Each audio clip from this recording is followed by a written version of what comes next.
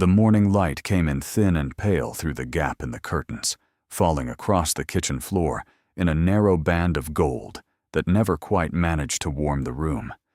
It landed on the worn linoleum, the cracked tile near the stove, the stack of unopened envelopes propped against the salt shaker.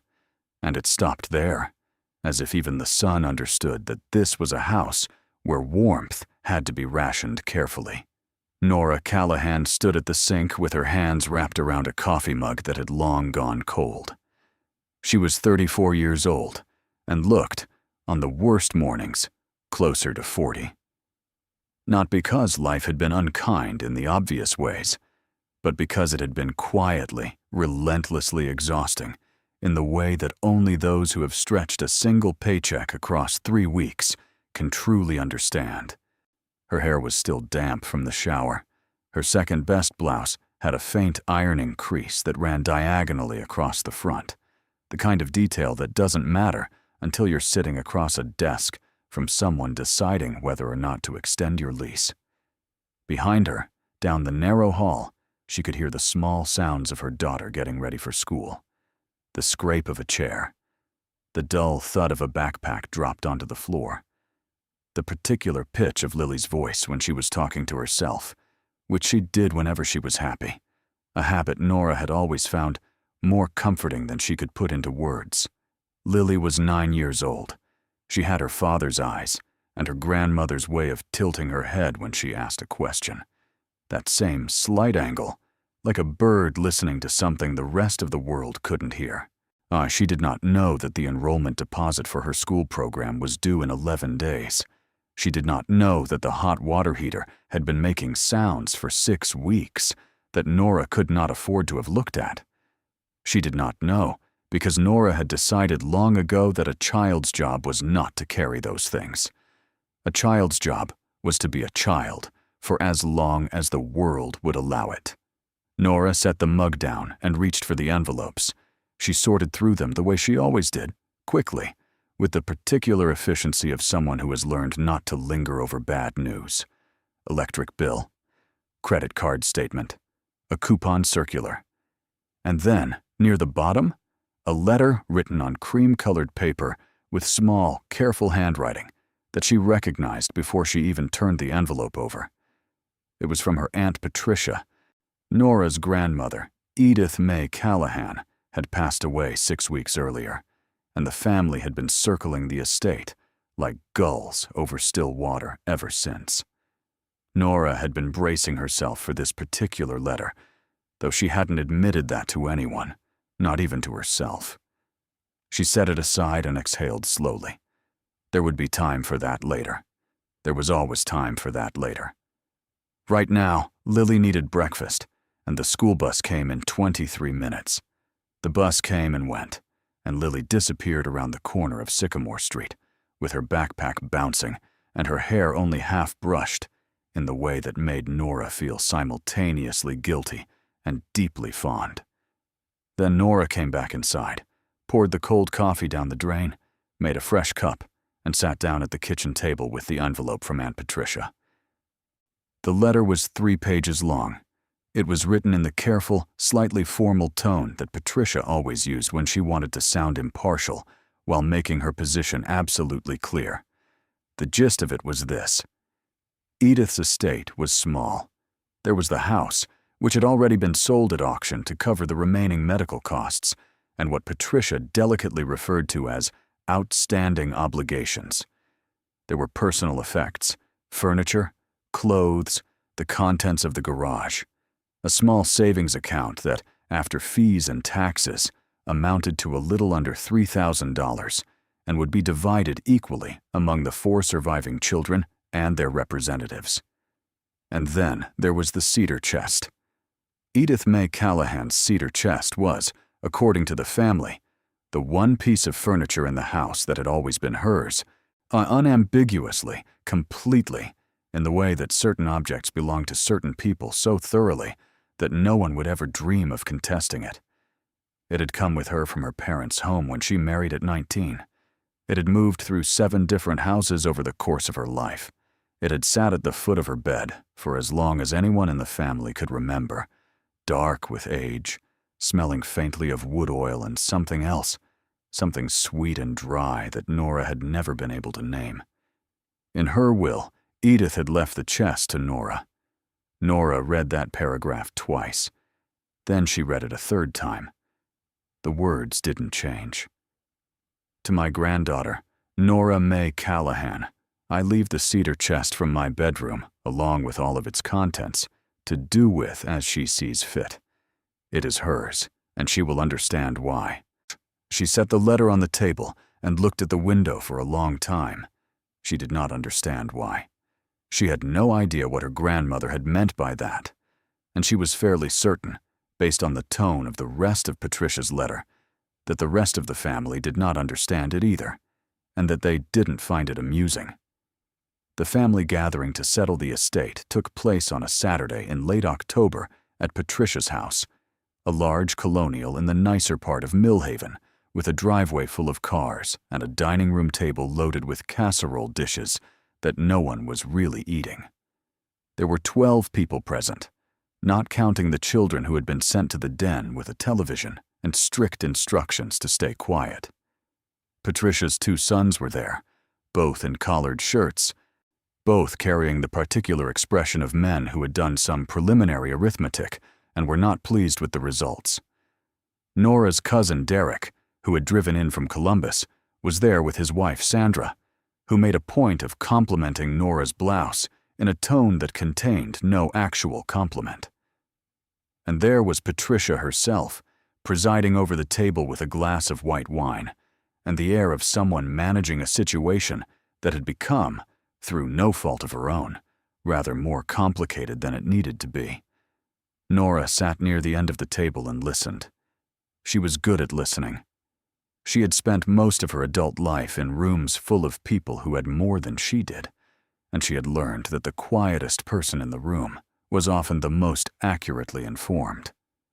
The savings account was settled quickly.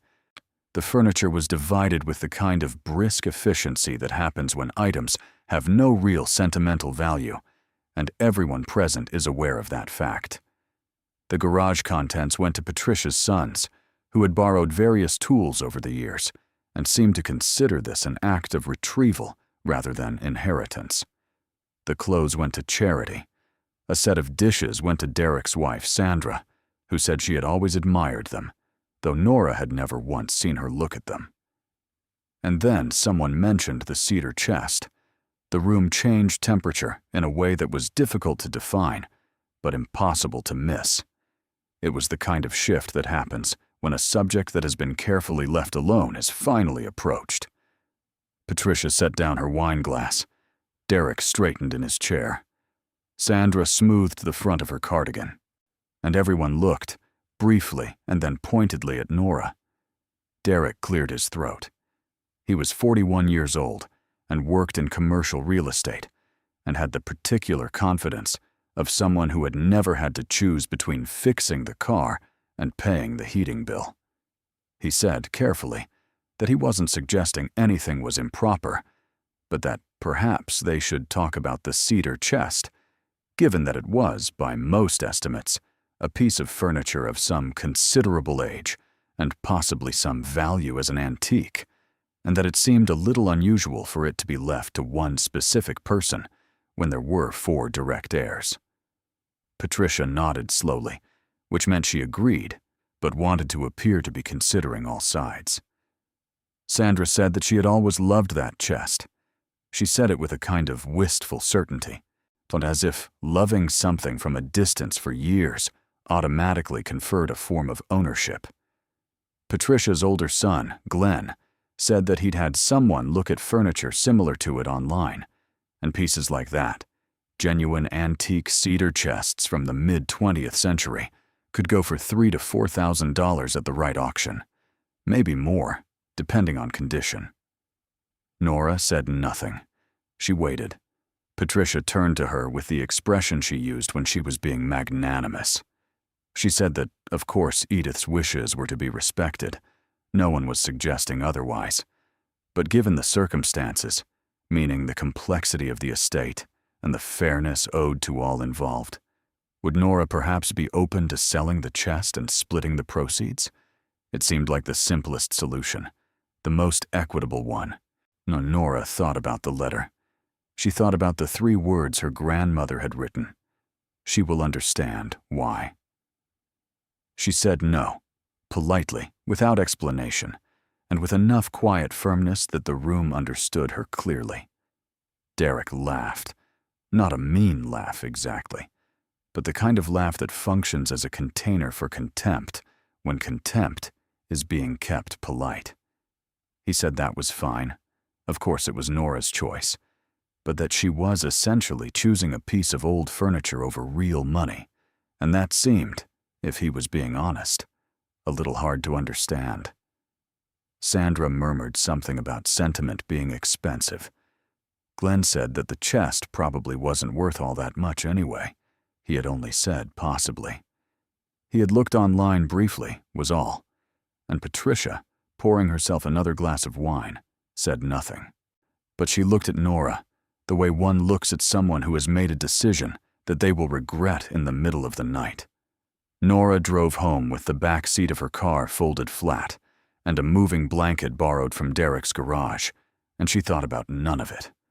She thought about Lily and dinner, about the stack of mail on the kitchen table, about the particular hollow sound the water heater made when it was thinking about giving up. She did not think about the chest until she was pulling into the driveway and realized she would need help carrying it. The chest arrived at Nora's house on a Sunday afternoon, hauled from Patricia's storage room by Nora and a neighbor named Cal, who owed her a favor and asked no questions. It was heavier than it looked, which surprised her. Solid, even for its size, with the dense, particular weight of old growth cedar that simply no longer existed in the kind of furniture being made today. She had it set in the corner of her bedroom, against the wall beneath the window, and for a while she only looked at it. It was beautiful, in the quiet, unshowy way of things, built to last rather than to impress. The wood was dark with age, a deep reddish brown that had deepened further with decades of oil and handling, though it had been a long time since anyone had oiled it regularly. The brass hardware along the front was tarnished but intact. The hinges were solid, without a trace of wobble or rust. The lid arched slightly at the top, a subtle curve that gave it an almost architectural quality, as if it had been designed by someone who understood that even humble objects deserved a kind of dignity. Along the front, carved in a shallow pattern that ran the full width of the lid, was a simple design of interlocking vines, leaves, and what looked at first like abstract shapes, but resolved, when you leaned close, into a row of small birds in flight.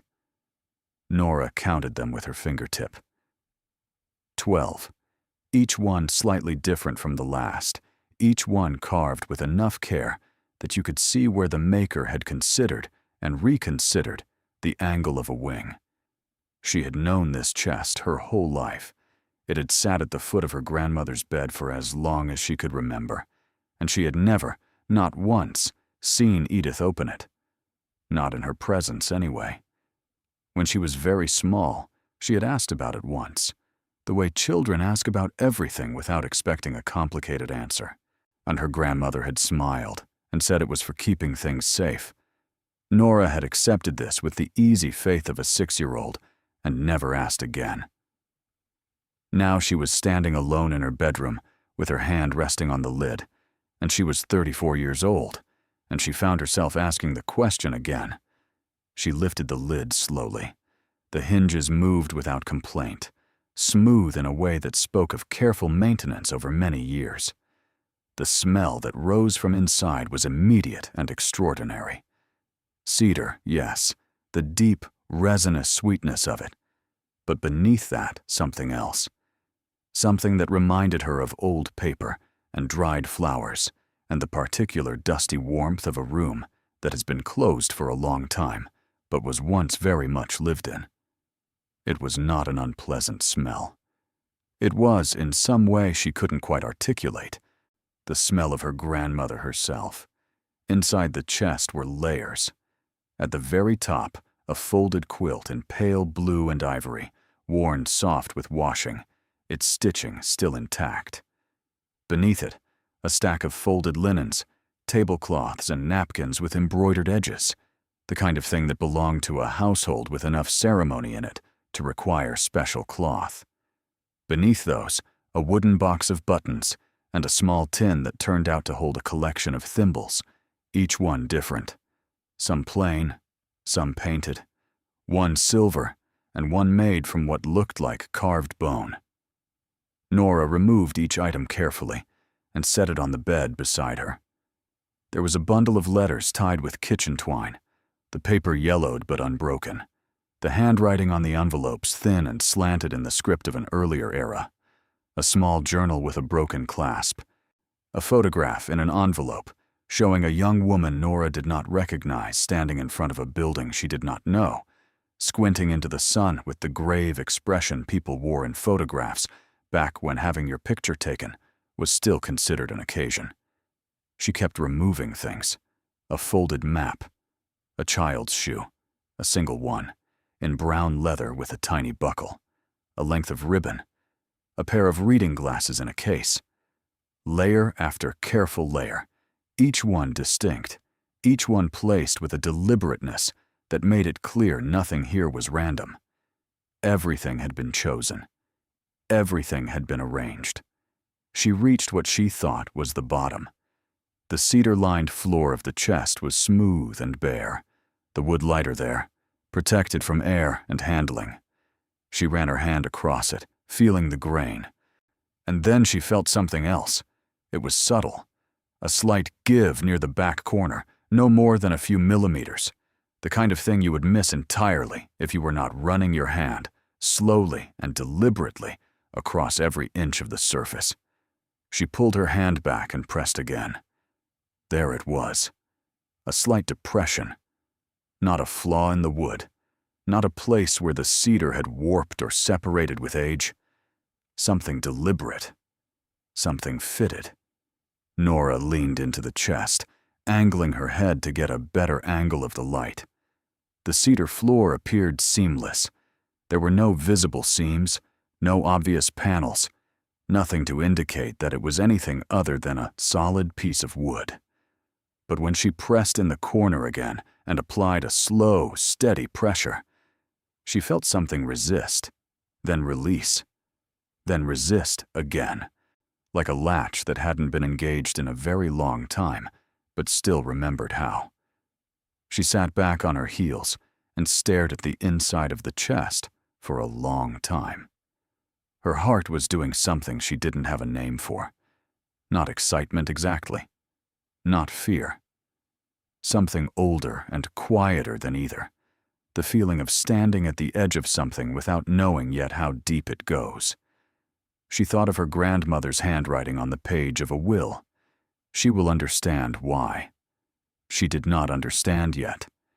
But for the first time since the letter arrived, she believed that she might.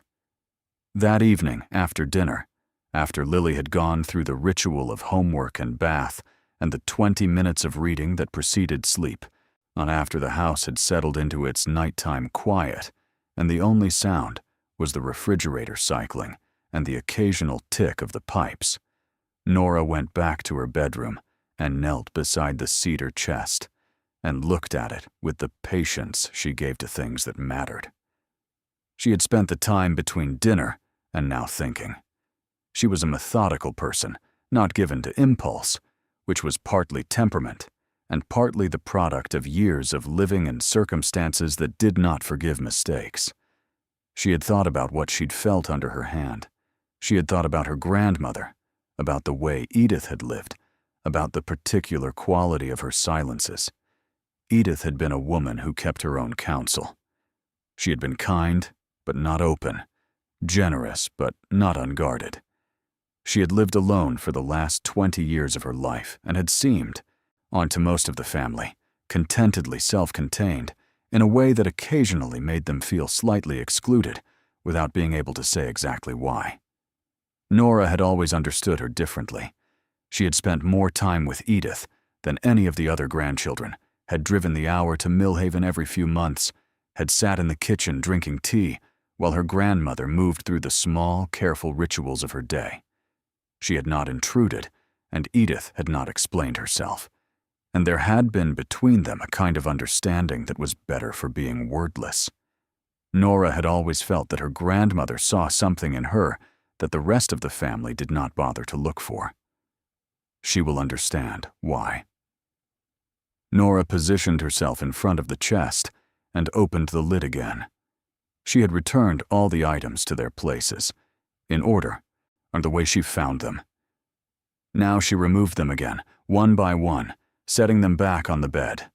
The quilt, the linens, the buttons, the letters, the journal, down to the cedar floor, which looked as solid and unbroken as before. She pressed the corner again, the slight give, the resistance. She tried applying pressure in different spots, methodically, the way you would work a combination if you didn't know the code. She pressed along the back edge. Nothing. Along the left side. Nothing. Near the center. Nothing. She returned to the corner where she had first felt the give and pressed again, this time slightly further in, and there was a sound. It was small. It was the sound of something latching where it had not been latched before. She pressed the opposite corner, applying equal pressure, and heard the same sound, reversed.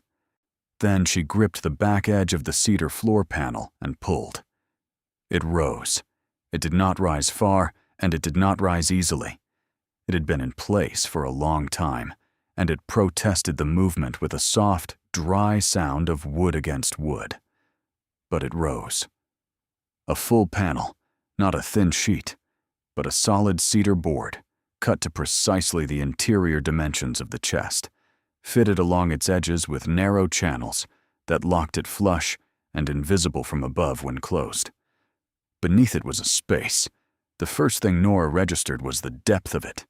She had assumed, in the way one assumes, without examining the assumption, that the bottom of the chest was the bottom of the chest. But the hidden floor had been sitting a full 4 inches above the true bottom, and the space beneath it ran the entire interior length and width of the piece. Thought it was not a shallow recess. It was a deliberate chamber, sealed, dry, and very dark. She reached for her phone and turned on the flashlight. The beam swept across the contents of the hidden space, and for a moment, Nora simply knelt there with the light shaking very slightly in her hand because her hand was trembling, and she did not immediately understand what she was looking at. There were objects, many of them, arranged with the same careful order she had found in the visible portion of the chest. Not piled, not scattered, but placed. She could see envelopes, dozens of them, stacked in neat rows bound with rubber bands. She could see what appeared to be a small notebook, its cover dark, beside it another one. She could see the corner of something wrapped in cloth, dark green felt with a folded edge. Multiple somethings. The cloth parcels arranged in 2 rows toward the back, and she could see, along the near edge, a small folded piece of paper placed precisely at the front of the space, nearest to where the panel would have been lifted from, placed there as if it had been positioned to be found first. Nora reached in and took the paper. Her hands were steadier than she expected. She unfolded it once. Twice. The paper was thin and had been folded for a long time, the creases deep and permanent. The writing inside was her grandmother's, smaller than usual, careful in the particular way of someone writing something that needed to survive. It said, "If you have found this, then you were patient enough to look. That is the first thing I needed to know about the person who would open this. I have thought about this for many years, and I believe I have made the right decision. There are things inside this chest that have been waiting a very long time to be understood. Do not rush. Do not tell the others yet. Read first, then decide. I trust you, Nora. I always have. I am sorry I could not explain it while I was still here to explain it properly. But I believe, as I always have, that the truth finds its way to the people willing to receive it. Nora read it twice, then she sat back on the floor beside the chest, with the hidden compartment open above her, and looked at the ceiling of her small bedroom in her house on Bancroft Street, where the paint was peeling slightly near the light fixture, and the curtains were ones she had bought second-hand 3 years ago, and she breathed. Outside, the neighborhood was quiet. A dog barked somewhere on the next block, and then stopped. A car passed. The refrigerator clicked on again in the kitchen. Somewhere down the hall, Lily murmured something in her sleep. Nora looked back at the chest. She looked at the compartment, at the organized patience of what lay inside it, at the rows of envelopes, and the wrapped objects, and the notebooks that waited in the dark. She did not reach in again. Not tonight. She had learned, from her grandmother, and from a life that had required her to be careful, that some things should not be rushed. Her grandmother had said it herself. Do not rush. She closed the false bottom panel and heard the soft, certain click of it settling back into place. She replaced the items above it in order: the quilt, the linens, the buttons, the letters, the journal, each one laid back where it belonged. Then she closed the lid of the chest and rested her hand on top of it for a moment, the way she used to rest her hand on Lily's back when she was smaller and needed to know someone was there. She did not sleep easily that night, but when she did sleep, she dreamed of her grandmother's kitchen on a summer afternoon, of the smell of tea and old wood, of her grandmother's hands moving through some small, careful task at the table, while outside the window the day went golden and unhurried, and of the way Edith had looked up at her once across that table with an expression that Nora had never been able to read, but had always remembered, a look that contained something specific and deliberate, like a door being left intentionally, carefully, just slightly open. The morning after Nora found the hidden compartment, she woke before her alarm with the immediate, clear-headed certainty that sometimes follows a night of uneven sleep. She lay still for a moment and listened to the particular silence of early morning, that narrow window between the end of night and the beginning of everything else, when the world has not yet made any demands and possibility exists in its purest form. She got Lily up and fed and seen off to school. She called in late to work, using one of the personal hours she had been accumulating for months and never taken. She made coffee and brought it to her bedroom, and then she sat down on the floor in front of the cedar chest and opened it again. She removed the items from the top with the same care as before, placing them on the bed in order. When she reached the cedar floor, she pressed the 2 corners in sequence and heard the soft, double click of the panel releasing, and she lifted it free and set it to the side. In the morning light, the hidden compartment was more visible, though still dim.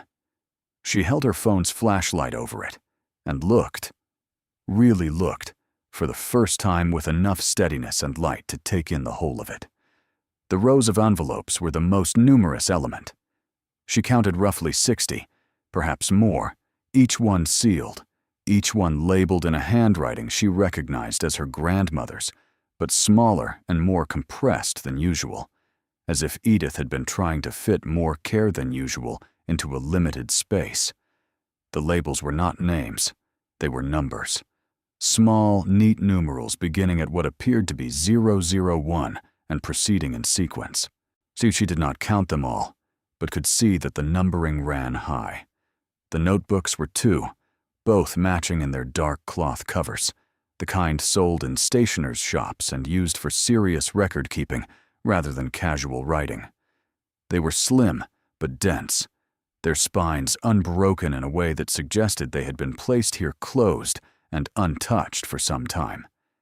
And then there were the wrapped objects, parcels in dark green felt, each one tied with a length of thin cord, each cord knotted in the same way, a simple but careful double knot that held the felt closed without crushing whatever lay inside. There were 14 of them. She counted twice to be sure. 14. They ranged in size from something that could fit in the palm of her hand to one at the back that was longer than her forearm and wrapped in 2 overlapping pieces of felt rather than one. Nora looked at all of this for a long time without touching any of it. She was thinking about her grandmother. She was thinking about the will. She was thinking about the way the family had sat around Patricia's dining room table and discussed the chest as if it were a line item on a balance sheet, and the way Derek had laughed, and the way Sandra had said that sentiment was expensive. She thought about the note. Do not tell the others yet. Read first. Then decide. She reached into the compartment and took out notebook number 1. The cover was unmarked. She opened it to the first page and found a date at the top. June 14th, 1961. 60 years ago. Her grandmother would have been 33 years old, almost exactly Nora's age now. The thought stopped her for a moment, the coincidence of it, or the symmetry of it, which was not quite the same thing. The handwriting on the first page was dense and careful, and Nora began to read. What she found there was not what she expected, which was perhaps not surprising, because she had not known what to expect. She had imagined some kind of explanation, a letter, a personal account.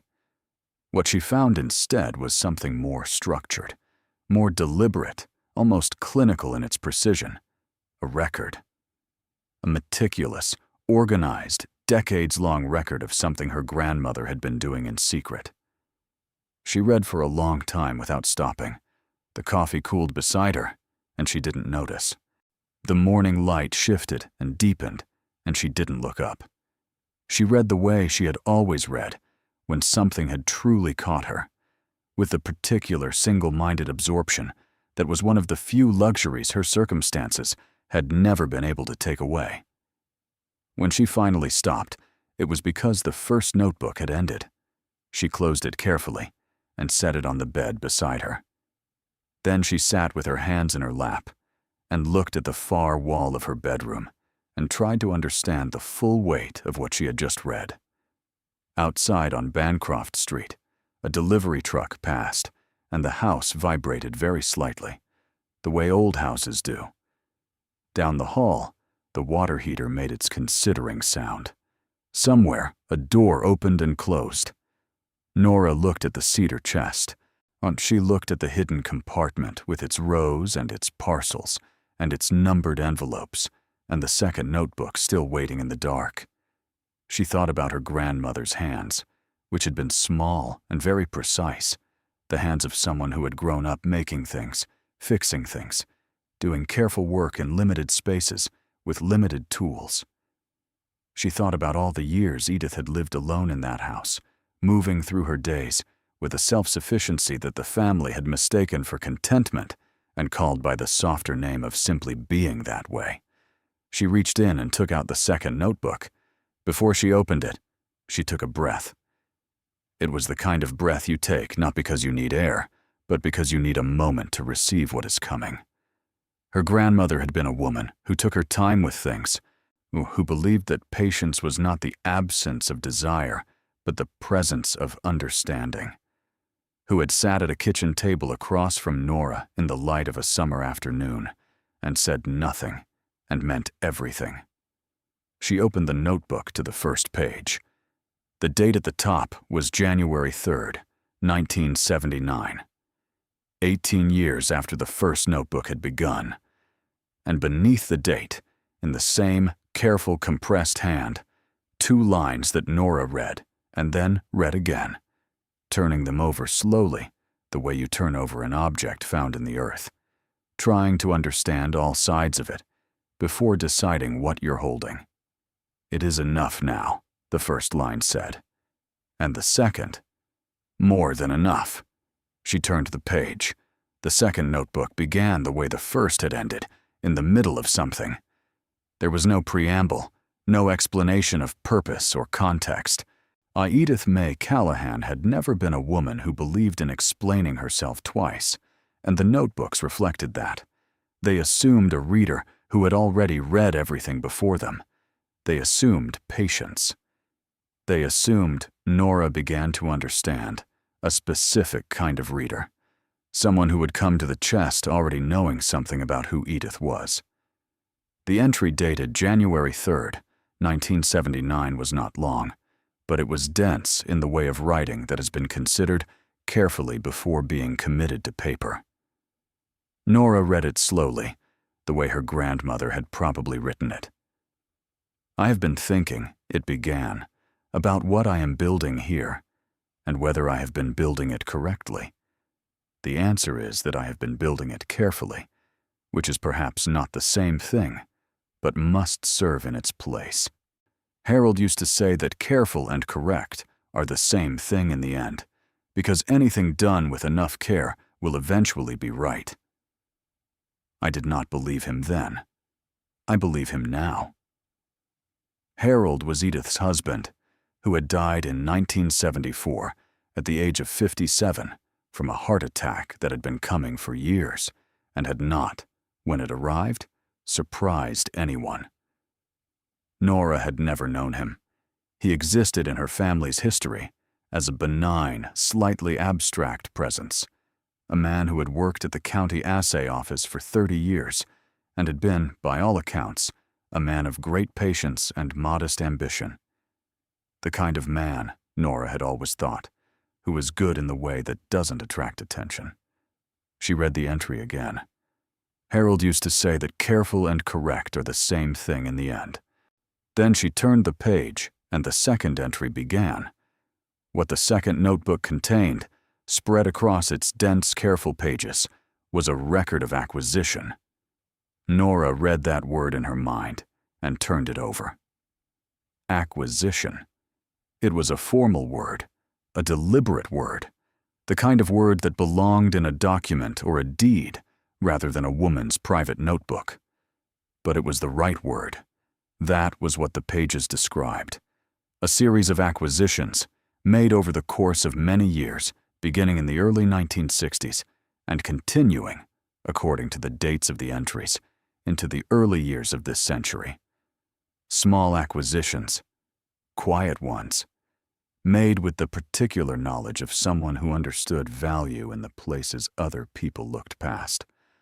The first notebook, she now understood, had been the record of learning. Harold had worked the assay office and had brought home, over the years, a specific kind of education that he had passed to his wife, with the same quiet, unhurried thoroughness that characterized everything else about him. He had taught Edith to identify, to assess, to understand the difference between what something appeared to be and what it was. Gold, silver, gemstones, rare coins. Objects whose worth lay not in their surface, but in their substance, in the particular density of their weight, in the provenance of their origin, in the specific details that distinguished one from another, the way one manuscript page was distinguished from a forgery by the grain of the paper and the composition of the ink. Harold had known these things the way a craftsman knows his materials. So he had spent 30 years in a building where value was measured in precise, empirical terms, and he had applied that knowledge at home with the same rigor.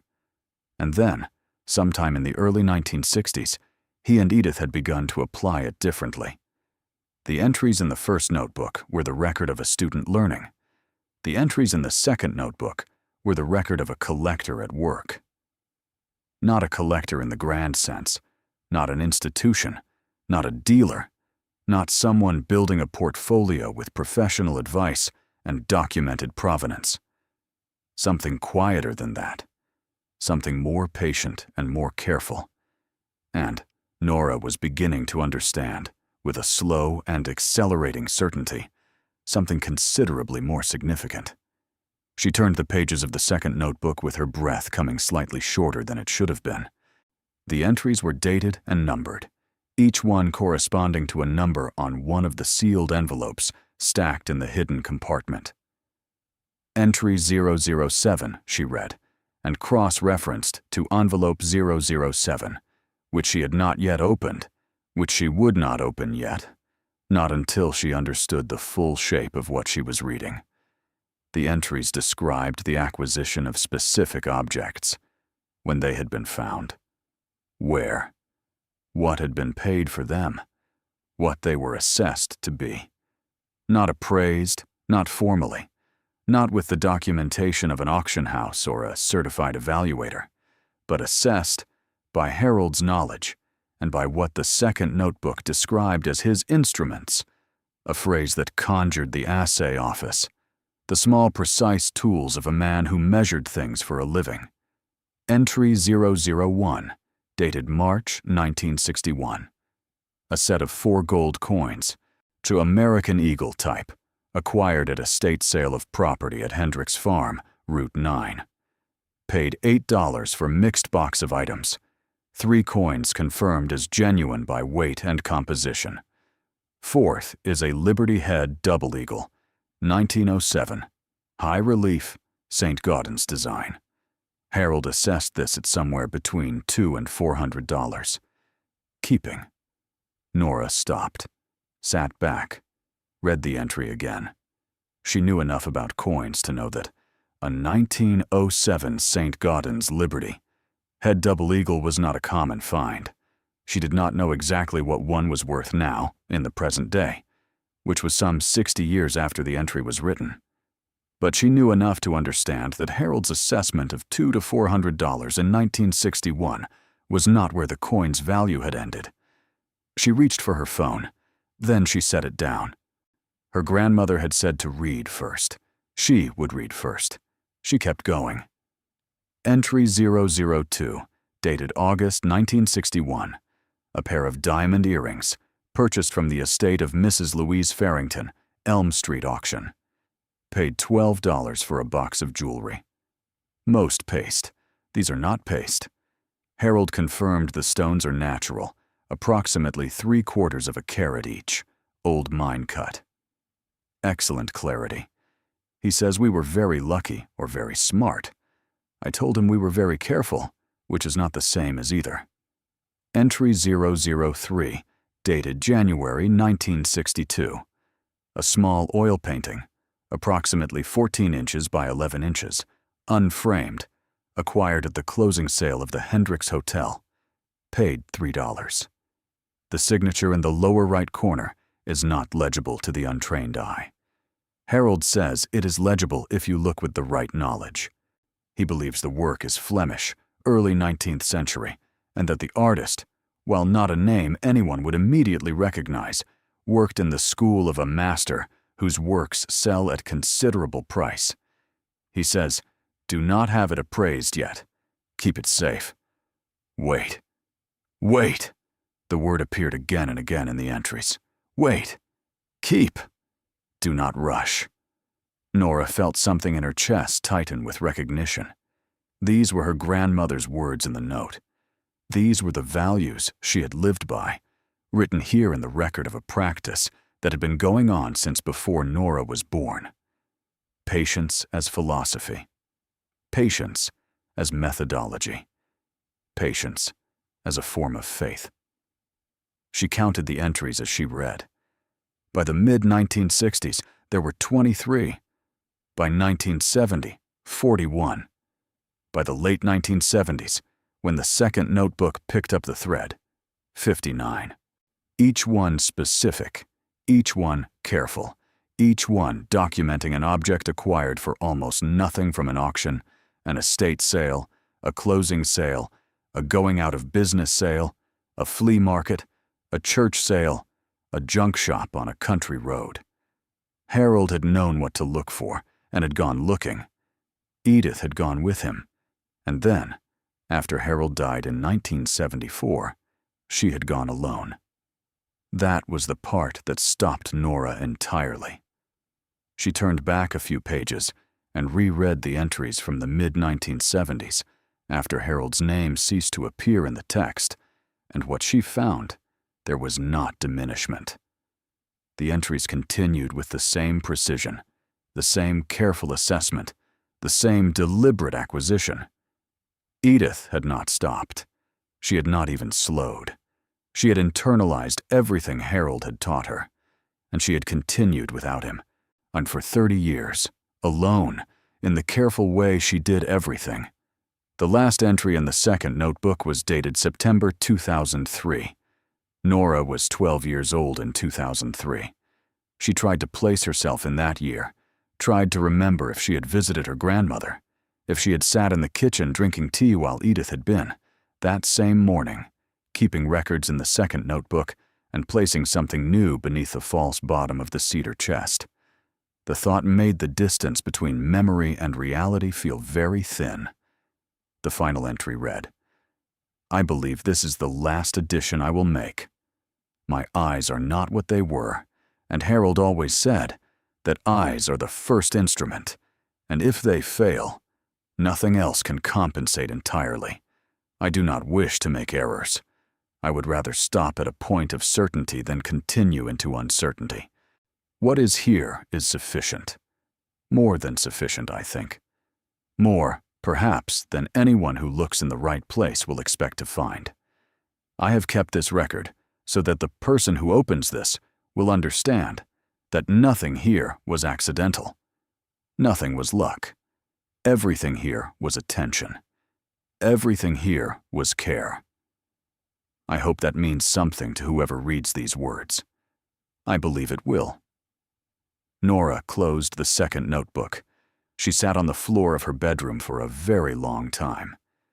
She did not open the envelopes that day, or the next. She went to work. She collected Lily from school. She made dinner and helped with homework, and ran the bath, and read 2 chapters aloud from the book they were working through together about a girl who discovers she can talk to animals, which Lily found entirely plausible, and Nora found, at the moment, oddly moving. She lay in the dark after Lily was asleep and looked at the ceiling, and thought about her grandmother, alone, in a house in Millhaven, moving through her days with a quiet purpose that no one around her had understood or asked about. On the 3rd day, she opened the first envelope. She sat cross-legged on the floor in front of the cedar chest, with all 14 green felt parcels arranged on the bed behind her and the stack of numbered envelopes in her lap. She had read the corresponding notebook entry first, entry 001, the 1907 St. Gaudens Liberty Head double eagle. She had allowed herself to look at her phone this time, just the coin, just to understand what she was about to hold. What she found on the screen made her set the phone down carefully on the floor beside her and breathe through her nose for a count of 10. A 1907 St. Gaudens Liberty.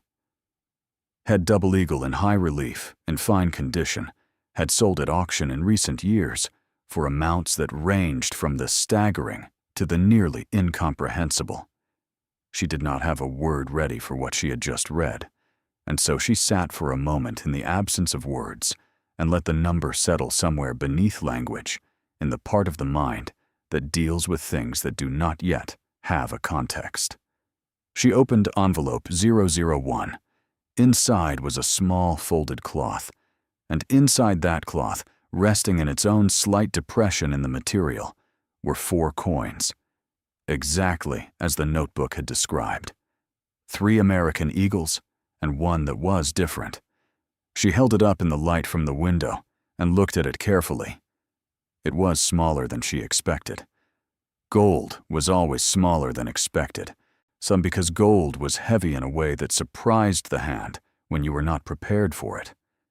The coin had the warm, deep color of old gold, not bright, not flashy, but rich in the particular way of something genuinely and densely precious. On one face, a winged figure. On the other, an eagle. The detail was extraordinary, more like a small sculpture than a coin. She set it down on the cloth very carefully. Then she sat back and looked at it, this small, round object that had been sitting in a cedar chest in her grandmother's bedroom for more than 60 years, and she tried to calculate the distance between what it had cost and what it was, and found that she could not. She opened the second envelope. The earrings were exactly as described. 2 stones, small but intensely clear, set in old yellow gold with a simple backing. She held one up and turned it in the light, and it caught the morning and scattered it across the wall in a dozen points of cold fire. She was not a woman who knew much about diamonds, but she knew that what she was looking at was not nothing. The entry had said 3/4 of a carat each, old mine cut, excellent clarity. She allowed herself another brief search on her phone. She put the phone down again. She opened the 3rd envelope, which contained a document rather than an object, a certificate of description written in Harold's steady hand, documenting the oil painting. She looked up from the certificate at the largest of the green felt parcels on the bed, the one wrapped in 2 overlapping pieces of felt and laid separately from the others. That would be the painting. She would come to it last. She worked through the envelopes slowly, one by one, reading each notebook entry first, then the certificate or document inside, then setting it aside. What the envelopes contained was, in almost every case, paperwork, descriptions, Harold's assessments, Edith's continued notes, records of what had been paid, what had been assessed, what they believed they held. The actual objects were in the felt parcels.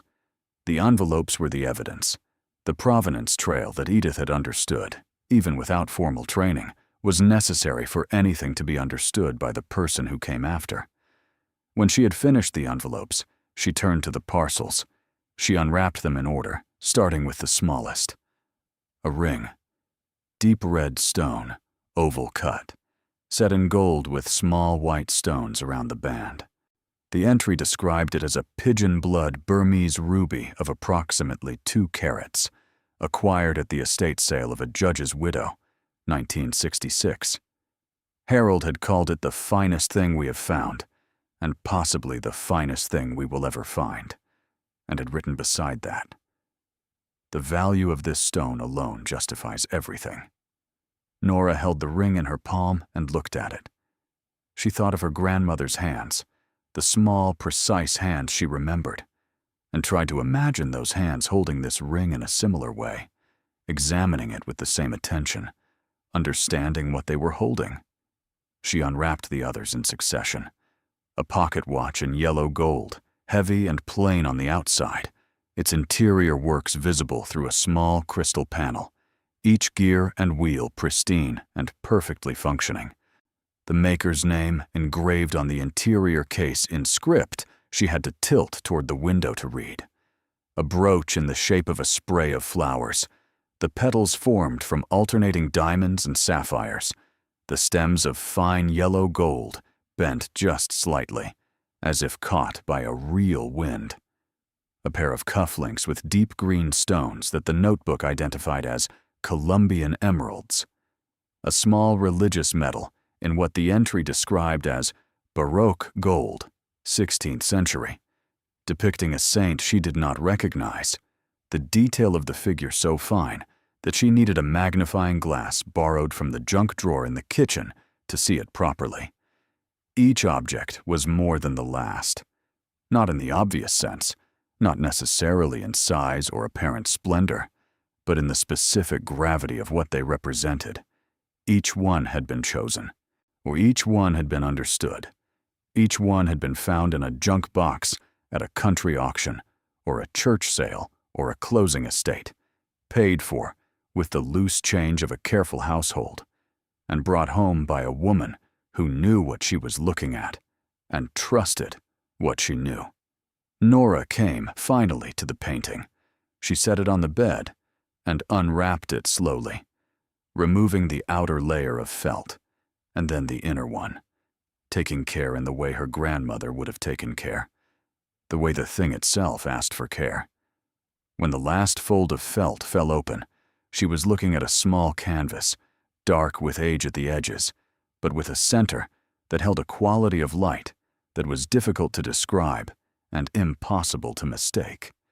It was a scene of a woman at a window, her back partly to the viewer, her face turned just enough to suggest without revealing The light coming through the painted window fell across her in a way that seemed to exist in more dimensions than the canvas could reasonably contain. It was not a large painting. It was not a painting that announced itself. But it was a painting that, once you looked at it, was very difficult to look away from. Nora looked at it for a long time. Then she took it to the window and held it in natural light the way she had seen the notebook entry describe Harold doing, the way you understood the character of old paint in the quality of its response to direct and indirect illumination. She was not Harold.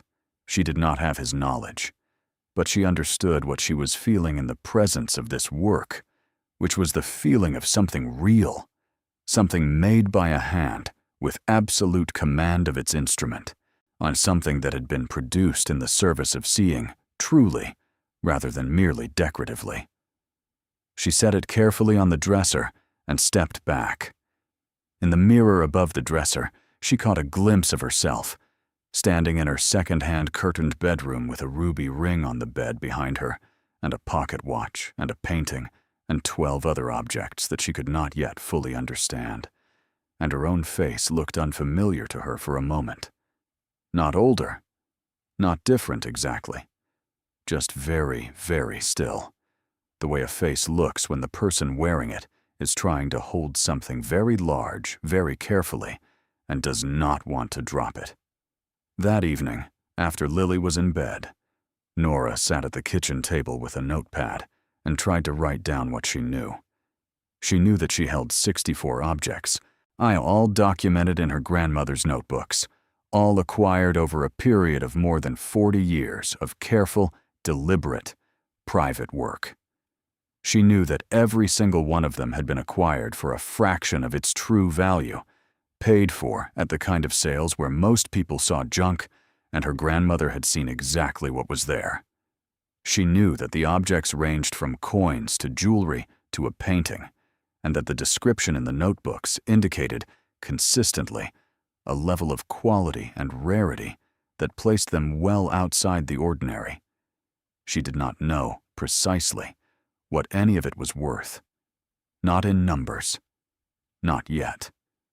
She had a list of the items and their original assessments from Harold, but Harold had made those assessments in the 1960s and 1970s and early 1980s, and the world had not stood still since then.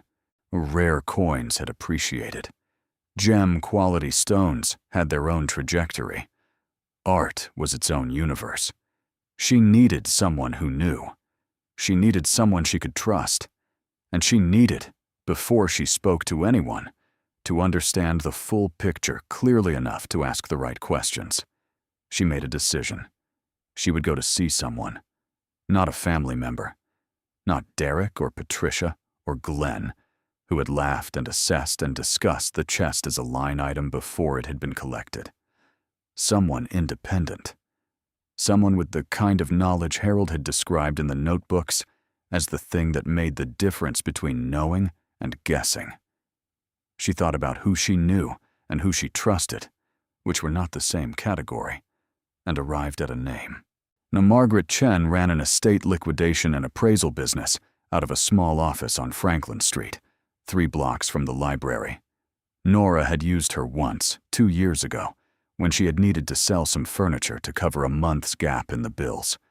Margaret had been efficient and fair, and had told Nora, unprompted, that the lamp she was about to sell for $30 was worth considerably more than that, and that she should hold on to it. Nora had sold it for $90 instead. She had thought about that lamp several times since. Margaret was someone who knew what things were. She called the office in the morning, after Lily had left for school, and made an appointment for the following Thursday. She said she had a collection of estate items she needed assessed. She did not say more than that. And she packed the objects back into their felt wrappings and returned them to the hidden compartment and replaced the false bottom and the contents above it and closed the lid of the chest. She did it with the same deliberate order as before: the quilt and the linens and the buttons and the letters and the journal, each in its place. Then she went to work and spent the day answering emails and processing invoices and eating lunch at her desk and behaving in every outward visible way exactly the same as she always had. She told no one. Not yet. Her grandmother had said so, and her grandmother had been right about enough things that this particular instruction did not require justification. Thursday came with a gray sky and a wind from the northwest that had winter in it. Nora drove to Franklin Street with the felt-wrapped objects in a canvas bag on the passenger seat beside her, having chosen 5 of the 14 to bring: the coins, the earrings, the ruby ring, the cufflinks, and the brooch. She had left the painting at home, having decided that she would understand more from seeing how Margaret responded to the smaller items before she raised the question of the canvas. Margaret Chen was in her mid-50s, small and precise, with reading glasses pushed up on her head and the quietly authoritative manner of someone who had spent decades in rooms full of things that other people had miscalculated. Her office was modest, lined with shelves of reference books and organized with the specific efficiency of a working space rather than one meant to impress. She shook Nora's hand and gestured to the chair across from her desk. Nora set the canvas bag on the desk between them and began unwrapping the first parcel. Margaret watched without speaking. This, Nora would later think, was the first indication. Someone who spoke too quickly was usually performing knowledge. Someone who stayed quiet at the beginning was usually applying it. The coins first. Margaret picked up the St. Gaudens double eagle and held it in her fingers and turned it once. Then she set it down on the felt and looked at it and looked at Nora and said nothing for a moment. Then she said, in the kind of neutral professional tone that was itself a form of information. "Where did this come from?" Nora explained briefly. Her grandmother's estate, the hidden compartment in a cedar chest, the notebooks with Harold's assessments. Margaret looked at the coin again. She asked if she could examine it more closely, and Nora said yes, and Margaret went to the shelf and came back with a loupe and a small scale and a reference book she set open to a particular page, and then set aside without looking at it, which meant she had already known what she needed from it. She spent 4 minutes with the St. Gaudens double eagle. Nora timed it without meaning to, because when you are waiting for something important, time becomes precise. When Margaret looked up, her expression had changed in a way that was subtle but unmistakable. She said, "This is genuine. High relief, as your grandfather noted. The condition is exceptional for its age, which affects value considerably. I'd want to send it to a numismatist for formal certification, but my assessment is that you're looking at, for in current market, a figure in the range of $50,000 to $60,000 for this coin alone. Possibly more, depending on the certification grade." Nora kept her face very still. Then she unwrapped the earrings. Margaret looked at them for a long time with the loupe. She asked about Harold again, asked what his background was, and Nora told her. Assay office. 30 years. Margaret nodded slowly in the way of someone processing information that changes the shape of things. She said the stones were natural, confirmed, and that the cut and clarity were exceptional. She said that the pair together on the current market, at auction, would realistically bring somewhere between $40,000 and $60,000. The settings were secondary but fine. Then the ruby ring. Margaret picked it up, and Nora watched her face. It was not a large change, a slight tightening around the eyes, a barely perceptible pause before she spoke. She asked if she could look at it under the lamp, and Nora said yes, and Margaret took it to the window instead, because natural light was better, which Nora recognized from the notebook, which Harold had written 40 years before, which meant Harold had been right. She said, "Pigeon blood Burmese ruby. You are correct in the original identification. The saturation is extraordinary, which is what the description means, and the inclusions are minimal for a stone this size. Your grandfather wrote 2 carats. I would say closer to 2.5. In the current market, an untreated natural Burmese ruby of this quality, at this size, can bring anywhere from 80,000 to well over 100,000 at the right auction, possibly significantly more, depending on the buyer. Nora breathed. Margaret looked at her with a directness that was not unkind. She said, "How much more do you have?" Nora said, "Several more objects, and a painting." Margaret set down the ruby ring very carefully on the felt. She said, and her voice was professional, but there was something else moving beneath it, something that, in another context, might have been called excitement. "I think you should tell me everything." The full assessment took 3 weeks, not all of it with Margaret, who was the beginning rather than the end of the process. Margaret referred her to a numismatist in Cleveland for the coins and to a gemologist in Chicago, and made a call herself to an art dealer. She knew who did authentication work, and whose name Nora would have recognized if she had followed the art world, which she did not, but was beginning to understand she probably should.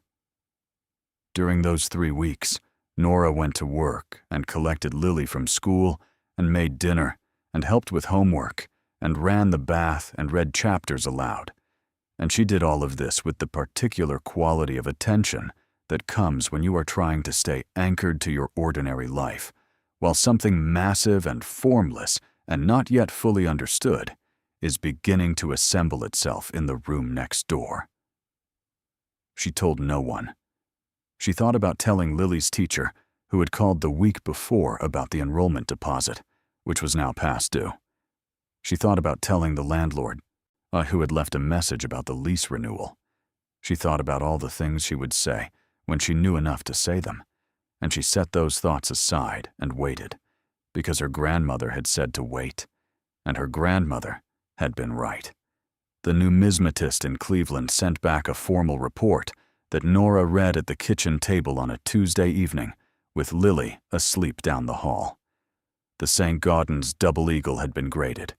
The number at the bottom of the report, the current estimated market value, was followed by enough zeros that Nora had to count them twice. The 3 other coins, the American eagles, were not insignificant. In total, the 4 coins were assessed at just over $200,000.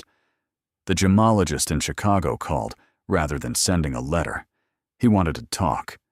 He said he had gone over the ruby ring 4 times because he had not trusted his own eyes the first 3 times.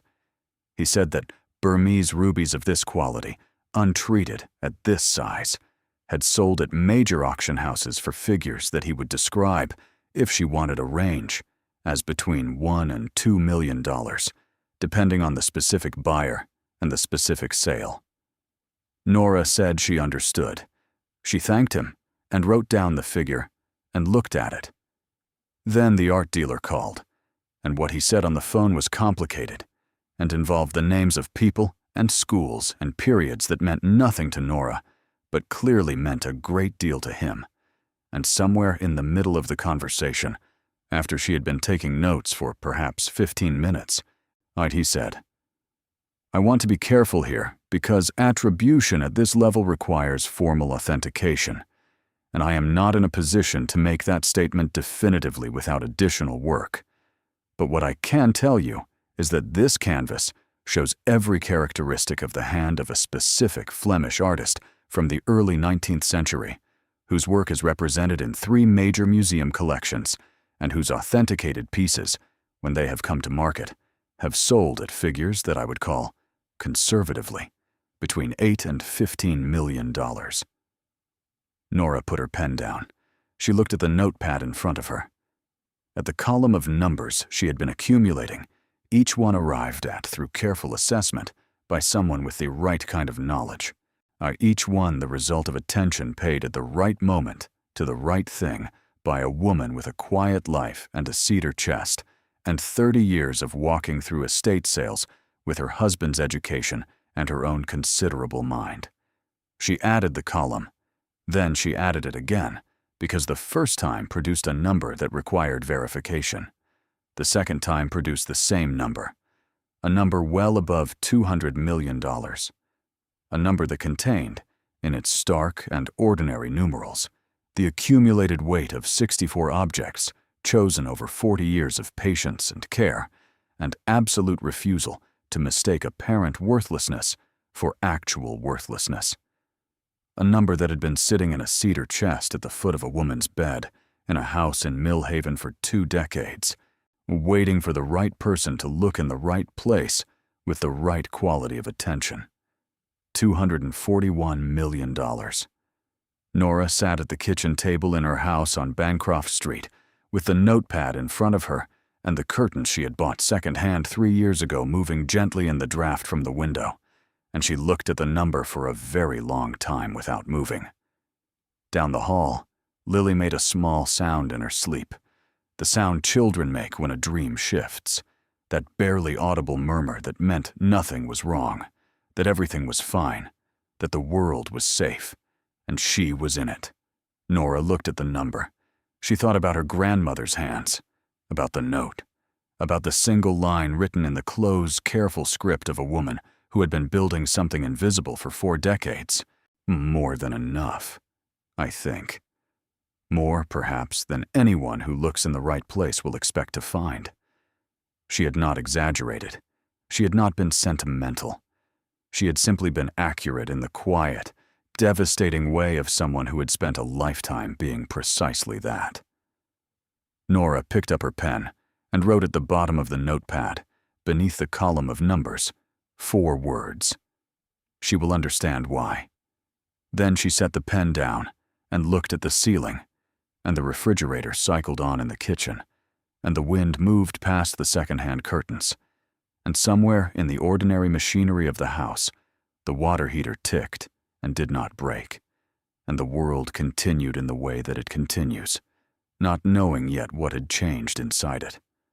She did not call anyone that night, when she sat at the kitchen table until the numbers on the notepad stopped looking like numbers and started looking like something else, something harder to name, something that lived in the space between what a life has been and what it might become. Then she folded the notepad and put it in the kitchen drawer beneath the takeout menus and the spare batteries and the small accumulated clutter of a household that has no extra space for anything, and she went to check on Lily, and then she went to bed. She did not sleep much, but the sleeplessness was different from the kind she knew. The kind she knew was the sleeplessness of insufficient money and too many variables and the low, constant hum of not enough. This was different. This was the sleeplessness of too much, which she did not yet have a familiar relationship with, and which turned out to require its own kind of adjustment. In the morning, she got Lily up and fed and onto the bus, and then she came back inside and made coffee, and stood at the kitchen window and looked at the yard, which was small and mostly concrete, with a thin strip of dirt along the fence where she had planted tomatoes last summer. And she thought about what her grandmother had built, and what it meant that it had been given to her, specifically, and not to Patricia or Derek or Glenn or Sandra, who had lived their lives at a different altitude and had never, not once, needed to choose between the car and the heating bill. She knew why. She had known before she opened the chest. The weight of the knowing had just increased considerably. She called Margaret Chen at 9 o'clock. She said, "I have the final numbers from everyone. I need to talk to you about next steps," Margaret said. "I was waiting for your call. Come in whenever you're ready." Nora went in that afternoon. She sat across from Margaret's desk again and put the notepad on the surface between them, open to the column of numbers, and watched Margaret look at it. Margaret did not react in the way of someone surprised. She had been in the business of knowing what things were worth for 25 years, and she had developed the particular professional composure that comes from having been surprised so many times that surprise itself has been absorbed into the background of ordinary experience. But Nora noticed the quality of her stillness. There was a difference between someone holding their expression steady and someone being genuinely still, and Margaret was the second kind. She looked up after a moment and said, "You understand that this number is the aggregate of current market estimates, and that actual realized values will depend on auction conditions, buyer interest, provenance documentation, and a range of other factors." Nora said she understood. Margaret said, "In my experience, and I've had a long career, the documented numbers tend to hold at auction for exceptional pieces when the provenance is clear. The paperwork your grandfather kept, and the records your grandmother maintained in the notebooks, constitute an unusually thorough provenance record for a private collection of this kind. That works significantly in your favor." Nora said she had thought that might be the case, which was why she had brought the notebooks to Margaret's attention early. Margaret looked at her with a slight shift in her expression that was, Nora thought, as close to approval as someone of Margaret's professional manner was likely to allow themselves. She said, "You handled this exactly right. I want you to understand that.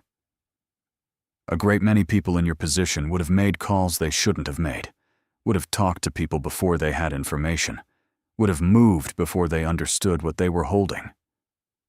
You didn't do that," Nora said. "My grandmother told me to read first." Margaret considered this and said, "Your grandmother was a remarkable woman." Nora said, "Yes, she was." The legal process of establishing the collection status as sole property of Nora Mae Callahan took 8 weeks. She hired an estate attorney with a specialty in art and collectibles law, a woman named Dr. Anita Sowers, who had an office in a building on West 14th and charged fees that made Nora briefly dizzy before Anita explained calmly that the fees would be handled as a percentage at resolution, meaning Nora paid nothing until the matter was settled in her favor, at which point the fees would represent a very small fraction of a very large number. The will was examined. The language of the bequest, the cedar chest along with all of its contents, was evaluated by 3 independent legal readers and found, in each case, to be unambiguous. All contents. The false bottom and its contents were, legally and incontrovertibly, contents of the cedar chest. There was no language anywhere in the will that qualified or limited the bequest. The chest, in its entirety, was Nora's. This was not, in the end, disputed. Not legally. The family had not contested the will within the window allowed for such challenges, because at the time of its reading, they had believed there was nothing in the chest worth contesting. That window had closed. The only avenue remaining was informal, which was to say emotional, which was to say the kind of pressure that families apply to one another in place of the legal remedies they no longer have access to. That avenue opened on a Wednesday evening in November, when Nora's phone rang, and it was Patricia. She had been expecting the call, not because she had told anyone, but because things of this magnitude have a way of not remaining contained indefinitely, and she had known that eventually the contours of what she was doing would become visible to someone who was paying attention. And Patricia had always paid attention, and even when her attention was deployed in directions that were less than entirely fair. Patricia said, after the brief formalities, that she had heard from Derek that Nora had been to an appraiser on Franklin Street. She said it as a statement, not a question, which was the way Patricia always presented information she already had. Nora said that was correct. Patricia said she hoped Nora would understand that the family had a natural interest in the contents of the estate, given that the estate had been Edith's, and that there might be items in the chest that had sentimental value to multiple family members, and that it seemed only fair, only considerate, to have a conversation before any irreversible decisions were made. Nora listened to all of this. Then she said quietly that she had read the will, and that Anita Sowers had read the will, and that the will was clear, and that she would be happy to hear from any family members through Anita's office if they had a legal concern they wished to raise. There was a silence on the line that had a particular quality to it, the quality of someone recalibrating, Patricia said, and her voice had lost some of its managerial composure. Nora, we are family. I am asking you as family to think about whether this is the right way to handle things. Nora said, Grandma thought about it for 40 years. I think the right way to handle it is already decided. She ended the call. She set the phone on the kitchen counter and looked at it for a moment. Then she went down the hall to check on Lily, who was asleep with her arm thrown over the edge of the bed and her hair spread across the pillow, and an expression of profound, untroubled rest that was, at that moment, the most beautiful thing Nora had seen all week.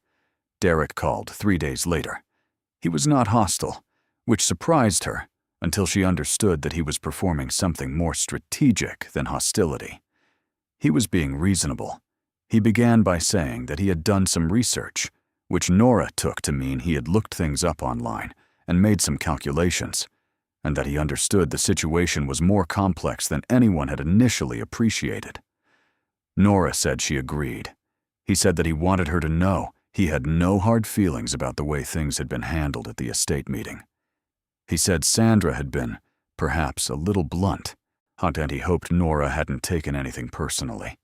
He said that family was family, and that what mattered was how they moved forward from here. Nora said she appreciated that. He said he had been thinking, and that it seemed to him that a gesture of goodwill, given the complexity of the situation, might be in everyone's interest. He used words like equitable and proportional and recognized contribution.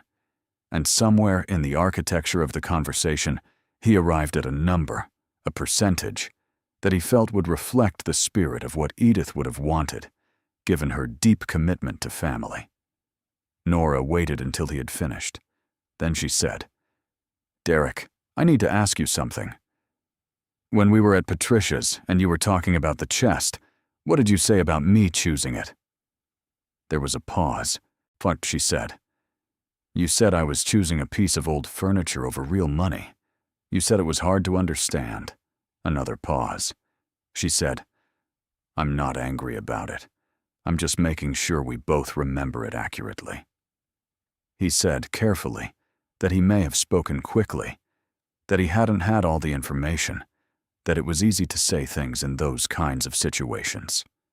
She said, I know. I'm not calling you out for it. I'm just asking you to understand that the decision about the chest and about what comes next isn't something I need guidance on. I've been guided by someone who understood this better than any of us. She thanked him for calling and said that Anita's office was the right place for any further questions, and ended the call. She stood in the kitchen for a moment, with the phone still in her hand, and thought of something her grandmother had written in the second notebook, an entry from 1985 that she had read twice because the language was starker than usual. People will tell you that your good fortune is partly theirs, when they would never have said the same about your misfortune. Let them speak, then proceed. She set the phone down. She proceeded. Sandra called on a Saturday. This was the call Nora had been least prepared for, because Sandra's approach was different from the others. Patricia had used authority. Derek had used reason. Sandra used intimacy, the particular kind that arrives on the scene after the fact, manufactured from the idea of a closeness that had not previously existed. She began by saying that she had always admired Nora, that she had always thought Nora was the strongest one in the family, that she had been thinking, in light of everything, about the times she might not have shown Nora the respect she deserved, and that she was sorry for that. Nora listened to all of this. She recognized it. She had met it before, not in this form exactly, but in the general category of late-arriving warmth that appears when the temperature of a situation changes. She did not feel contemptuous of it. She felt a kind of tired clarity. the clarity of someone who has moved, in a short span of time, from a place of genuine vulnerability to a place of genuine security, and who understands, looking back across that distance, exactly which hands were offered and which were not. She said, "Sandra, I appreciate you saying that. I hope you and Derek are well." Sandra said she had always thought of Lily as the sweetest child. She said a child like that deserved everything. She said she hoped Nora would think about the whole family when she was making her plans. Nora said, "I think about Lily when I'm making my plans. I think about what my grandmother thought about when she was making hers." Then she said goodbye and set the phone down, and did not answer when it rang again 20 minutes later. The auction was held on a Thursday in March, in the main sale room of a house with offices in New York, London, and Geneva, which was not a place Nora had ever imagined being associated with her life in any capacity. She flew there with Lily, who was old enough to understand that something significant was happening, and young enough to find the whole experience primarily exciting. Lily wore her good dress and asked questions about the paintings on the walls of the sale room with the same tilting head attention that had always reminded Nora of Edith. Anita Sowers was there. Margaret Chen was there, at Nora's invitation, because it seemed right. The specialist who had authenticated the painting was there, a quiet man named Professor Aldert van Dyck, who had driven from his university office and stood in the back of the room with his hands clasped and his expression one of barely contained scholarly satisfaction. The coins went first. The St. Gaudens Double Eagle had been graded MS 65 by the Numismatic Certification Service, which was a grade that, in the room and on the telephone lines that carried bids from buyers across multiple time zones, produced a kind of focused attention that was palpable. The bidding opened and moved quickly and did not slow until the hammer came down at a number that was on the higher end of the range the numismatist had given her. And that made the people in the room murmur in the specific way of those who understand what they have just witnessed. Nora sat very still. She was aware of Lily's hand in hers, of the warmth of it, of the way Lily was watching everything with the uncomplicated wonder of someone who has not yet learned to disguise her responses to extraordinary things. Nora thought, "I want to remember this. I want to remember exactly how this feels before the number becomes ordinary.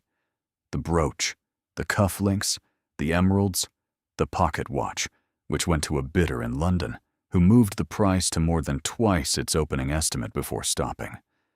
The diamond earrings, which generated the longest bidding sequence of the morning, the telephone lines busy, and the room taut, until they resolved at a figure that was at the upper edge of what Margaret had called realistic, and had entered territory that the specialist described afterward as exceptional. Then the ruby ring.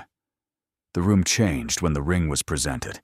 Even from where she sat, Nora could feel it, the particular stillness that forms in a room full of people who know what they are looking at and understand the scarcity of it. The Burmese ruby, pigeon blood, untreated, 2.5 carats, in its old gold setting with the slightly worn band that spoke of a long and cared-for history. The bidding began at a number that would have, a year ago, solved every problem in Nora's life without remainder. It did not stop there.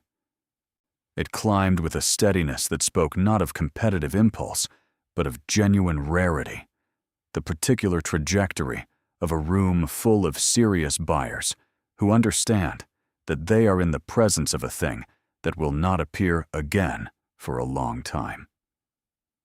The hammer came down. The specialist touched her arm and said quietly, "That is the highest price achieved for a Burmese ruby of that size in this sale room in 11 years. Nora looked at the number on the screen. She thought of her grandmother's entry in the notebook. Harold assessed this as the finest thing we have found, and possibly the finest thing we will ever find. He had been right. He had been right about everything. Lily leaned close and whispered, "Is that a good number?"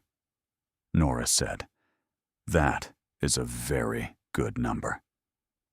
Lily looked satisfied and went back to watching the room. The painting was the last lot. It was the one the auction house had spent the most time preparing for, the one that had required the longest authentication process and the most documentation and the most careful provenance research. Professor Van Dyke had written a formal attribution report that ran to 19 pages and concluded with a level of certainty that the specialist had described as, in his 20 years of experience, unusually definitive for a rediscovered work of this period. The painting was presented. The room was shown the attribution documentation on a screen to the side. The specialist made a brief statement about provenance and condition and the significance of the rediscovery. And then the bidding began. It lasted 11 minutes. Nora did not count them in real time. She was aware of the room, of the telephone specialists standing in a line along the wall with their murmured conversations and the focused concentration of people managing something at high velocity. She was aware of Lily beside her, who had gone quiet in the specific way of children who sense that the adults around them are dealing with something important and have decided to be very still and very present. She was aware of the light in the room, which was good gallery light, warm and even, designed for seeing things truly. She was aware, most acutely, of her grandmother, not in any mystical sense, not in a way she would have felt comfortable explaining to anyone. But the presence was there in the room with her, in the painting that had hung in a hidden space for 60 years after being found for $3 in the closing sale of a hotel, and the ruby ring that Harold had called the finest thing they would ever find, which had been living in a cedar chest under a folded quilt in a woman's bedroom for 2 decades. In the 11 minutes of bidding happening in front of her right now, which represented the full culmination of 40 years of attention paid in the right places at the right times by 2 people who had understood something that most of the world had not bothered to look for. The hammer came down. The number on the screen was inside the range that Professor Van Dyke had described as conservative, and above the figure the specialist had called realistic. It was in the territory that, when Nora had first heard it suggested, she had written down and circled twice, and then sat with in silence for a long time. It was a real number. It was the kind of number that changes the coordinates of a life, not just for one generation but for several. The kind that opens doors that have never had handles from the inside. The room applauded. It was the particular applause of a specialist auction, restrained and professional. The clapping of people who respect what they have witnessed. Nora became aware that several people were looking at her. The specialist came over and shook her hand. Anita Sowers was beside her, making notes with the composed efficiency of someone who is very pleased and intends to stay professional about it. Margaret Chen stood a few feet away with her arms folded and an expression that Nora would later describe to herself as vindicated, which was not quite the right word, but was the closest one available. Lily said, "Mom." Nora looked at her daughter. Lily's face was turned up toward her with that question in it, the particular quality of attention that Nora had loved since the day it first appeared, that head tilting slightly, those dark eyes taking in everything, measuring and receiving. She said, "Yes," Lily said. "Was that Grandma Edith's painting?" Nora said, "It was." Lily thought about this for a moment. Then she said, "She must have loved it a lot, to keep it that safe for so long." Nora looked at her daughter and felt something move through her that she did not have a word for and did not need one. She said, "She loved a lot of things that way. Quietly, very carefully, for a very long time." Lily nodded as if this answered a question she had been carrying. Then she looked back at the room with those wide, receiving eyes, and Nora took her hand.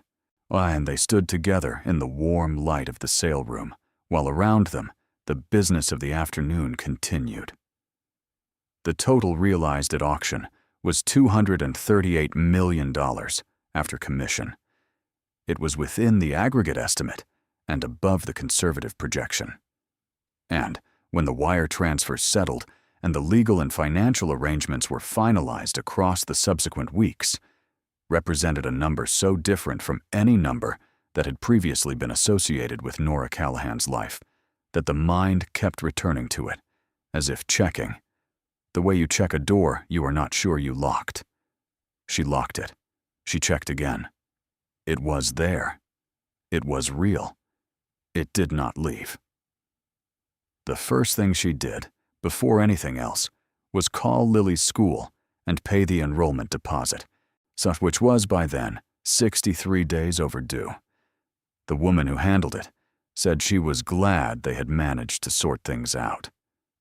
Nora said yes, she was too. She did not explain anything further. There would be time for explanations. For now, there was only the quiet, specific satisfaction of one particular door closing on one particular period of her life. The second thing she did was have the water heater replaced. She told the plumber that she also wanted the pipes on the second floor inspected, and when he found that 3 of them needed replacing, she told him to replace them.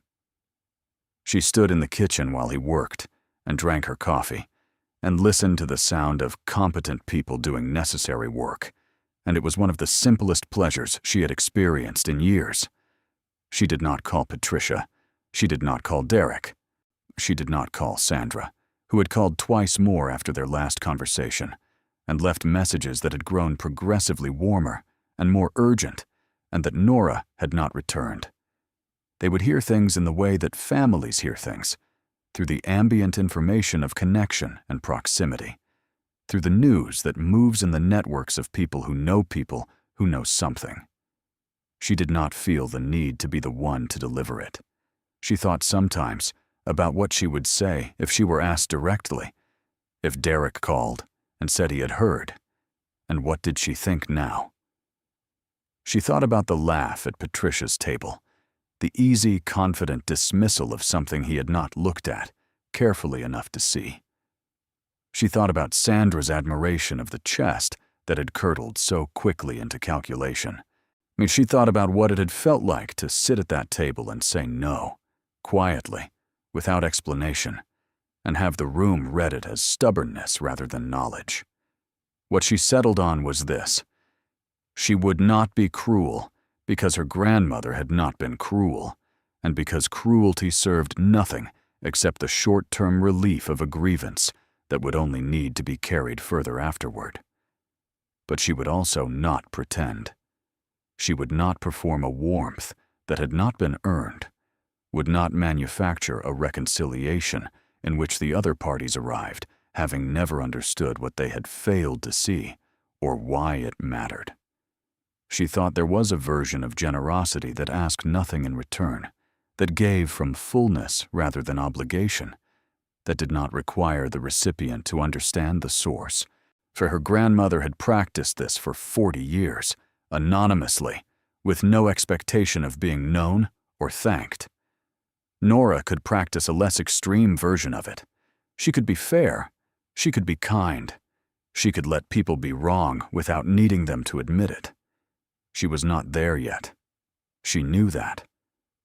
But she was moving toward it.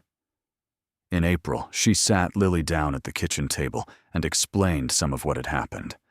Not everything, not all the numbers, not the full architecture of what Edith had built. But enough. She told Lily that Grandma Edith had spent her whole life being very careful and very patient, and very good at seeing the real value in things that other people had decided weren't worth looking at. She told her that the cedar chest, the one now in Nora's bedroom, had held a secret that Grandma Edith had kept for a very long time, and that the secret had turned out to be something extraordinary. She told her that their lives were going to change in some ways, and that she wanted Lily to understand that the change had come from a woman who had done very hard, very quiet work, and that the lesson of it was not about being lucky. It was about paying attention. Lily listened with her characteristic stillness. When Nora finished, she sat for a moment with her hands flat on the table. Then she said, "Is the chest still in your room?" Nora said it was. Lily said, "Can I see it?" They went upstairs together, and Lily stood in front of the cedar chest and put her hand on the lid the way Nora had done the first time, with the same careful, receiving touch. She looked at the carved vines along the front, at the 12 birds in flight, at the dark, rich wood that had traveled through 7 houses and one family's entire history. She said, "The birds." Nora said, "What about them?" Lily said, "They're all going somewhere different, but they're all on the same chest." Nora looked at the birds, 12 of them, each one slightly different, each one carved with enough care that the angle of a wing distinguished it from the next. She had noticed this on the first day, but had not thought about it in this way. She looked at her daughter, who was 9 years old, and had her great-grandmother's way of tilting her head at a question, and felt the particular weight of continuity, the way some things pass from one pair of hands to the next, without any ceremony, without announcement, traveling forward through time in the form of an angle of attention, and a quality of stillness, a way of looking at the world that sees what is actually there. She said, "Yes, they are." Lily nodded as if this confirmed something. Then she asked if she could come back and look at it again later, and Nora said, "Of course," and they went back downstairs, and Lily made herself a snack and started on her homework, and the afternoon settled around them in the ordinary, irreplaceable way of afternoons that are good. Nora bought a house in the spring, not a large house, not a house designed to announce itself. A house with a real yard and a second bedroom for Lily, and a study with good light, and a corner in the master bedroom where the cedar chest sat against the wall beneath the window, exactly as it had sat at the foot of her grandmother's bed. She did not put it in storage. She did not send it to a museum, though she was asked twice by people who found the story and thought it might make a meaningful donation. She kept it. It was hers, and it was Lily's, and it belonged in a bedroom in a house where someone could walk past it in the morning and remember that the most important things are often the ones that sit quietly in the corner, being what they are. She set up a foundation. This was Anita's suggestion, refined over several conversations into something with real shape and purpose. The Edith May Callahan Foundation. Its purpose was specific, to fund scholarships for children in circumstances that resembled, in their essential quality, the circumstances Nora had lived in before March of that year. On children in households where the money was not quite enough and the margin was not quite wide enough, and the enrollment deposit was 63 days past due. Children whose futures were not impossible, but whose present required someone to see them clearly and act accordingly. She did not announce the foundation publicly in a large way. She did not issue press releases or give interviews beyond one, to a small outlet whose journalist was young and careful and reminded Nora, in her quality of attention, of someone she could not quite name but recognized. The journalist asked her what she wanted people to take from the story. Nora thought about this for a moment. She thought about her grandmother in the shed on a summer afternoon. She thought about Harold in the assay office learning to know what things were. She thought about a cedar chest that had traveled through 7 houses and 40 years of patient, deliberate, invisible work, and a false bottom that was only invisible if you did not run your hand slowly enough across every inch of the surface. She said, "I think the story is about what happens when someone decides that the things other people have dismissed still deserve to be looked at carefully." My grandmother could have agreed that the things she found were worthless. Everyone around her would have agreed. Nobody would have argued. but she had learned how to see differently, and she trusted what she saw, and she kept trusting it for 40 years, even when no one knew she was doing it. The journalist asked, "What does that mean for the people who are reading this?" Nora said, "It means that the value is usually there. It's just that most of us have been taught to look at the surface and call it the whole story. My grandmother never did that, not with objects. And I don't think she did it with people either." The journalist wrote that down. Then she looked up and said, "And the cedar chest, the one in your room. Do you ever open it?" Nora smiled. She said, "Every morning, I take out the quilt and I hold it for a minute, and I fold it and I put it back. My grandmother had it made 50 years ago from pieces of fabric she had saved from things she loved. Every piece means something. And every morning, I hold it and remember that the whole point was not the things at the bottom. The whole point was that someone thought carefully about what was worth keeping." On the last day of that year's summer, Nora and Lily drove out to Millhaven. The old neighborhood had changed. Several of the houses on the street where Edith had lived were new or renovated past recognition. But the house itself had been bought by a family with children and a dog and a garden that was clearly being tended with genuine enthusiasm, and Nora parked across the street for a moment and looked at it without getting out. She thought about the last time she had sat in that kitchen, the particular smell of it, tea and old wood, and the faint sweetness of whatever her grandmother kept in the tin on the second shelf. The quality of the light in the afternoon, and the way Edith moved through her house with a precision that had always seemed, from the outside, like the habit of a simple life. The way she had looked up across the table with that expression Nora had never been able to fully read. She understood it now, or at least she understood it better than she had. It was not a secret being kept, not exactly.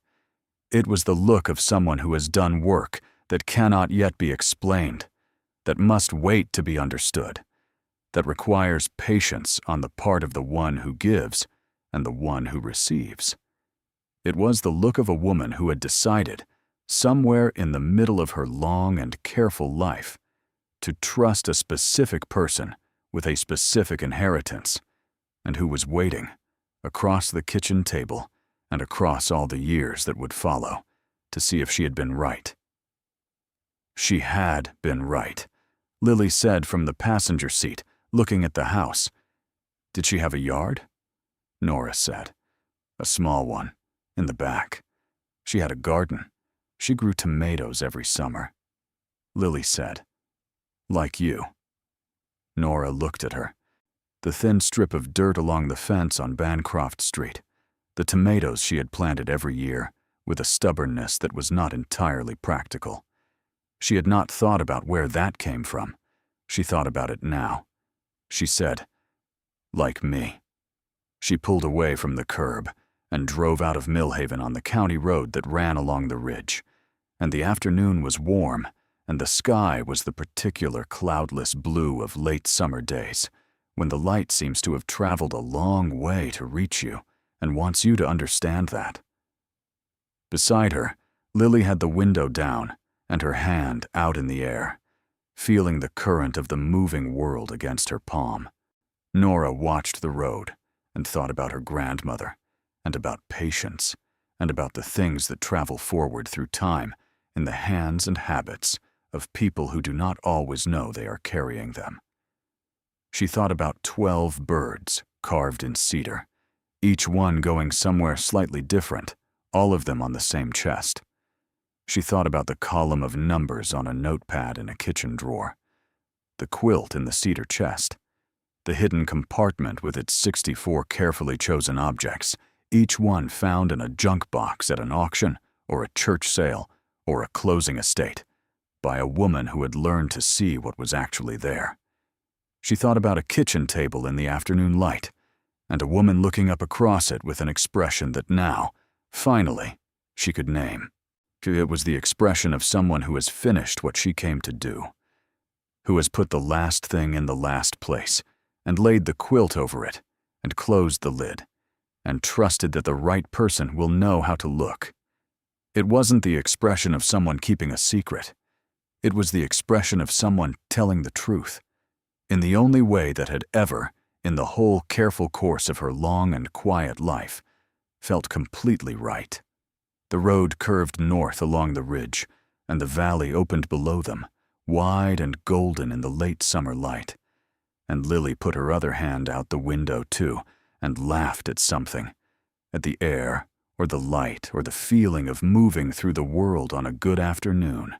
And Nora let her laugh and watched the road ahead and drove. Thank you so much for watching until the end. If you loved this story, check out the other videos on your screen now. I think you'll really enjoy them. And don't forget to subscribe if you haven't already. See you in the next story.